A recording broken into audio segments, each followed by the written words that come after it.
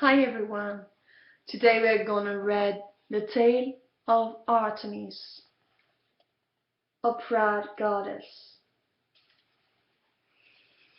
In the far distant past, on nights when Zeus had retired to rest and the full moon shone bright in the starry sky, a happy party of beautiful Nereids would wander through the woods.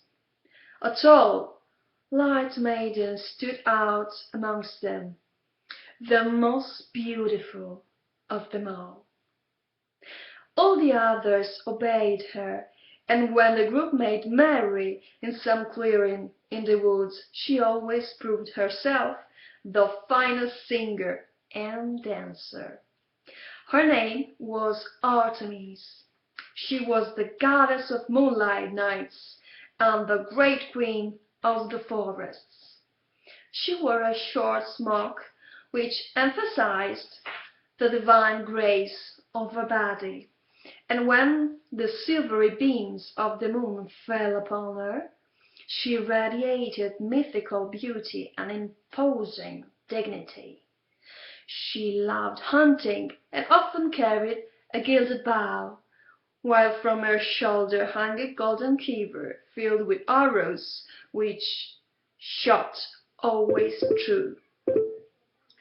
Artemis was the daughter of the mighty Zeus and of the goddess Leto.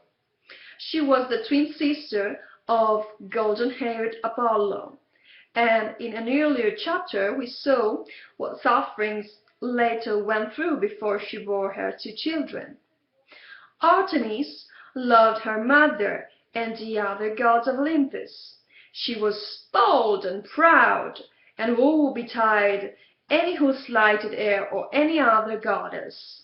When, in spite of this, the two giants, Aloides, once dared to insult her, Artemis scorned their mighty strength and gave them the punishment they deserved. Artemis and Ephialtes, as they were called, were two sons of the giant Aloeus. Every year they grew 1 fathom in height and 1 cubit in width. As their size increased, so did their strength, and not only their strength but their insolence too. Mere mortals were of no consequence to them, and these they killed simply for pleasure. Finally, however, they became so bold that they even began to threaten the gods of Olympus. "Wait till we have grown a little taller," they said, "and we shall pile Mount Pelion on Mount Ossa and reach to the very heavens themselves, and then we shall snatch Hera and Artemis away from you." The gods certainly had cause to fear this pair, for had they not chained Ares, the fearsome god of war, and kept him hidden away for 13 months? What troubled the god even more was that these two giants had been born virtually mortal, and neither god nor man could kill them. Fate had decreed that they would die only if the one killed the other.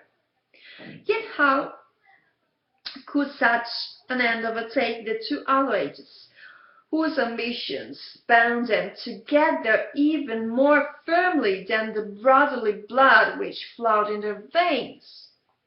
Artemis, however, had laid her plans.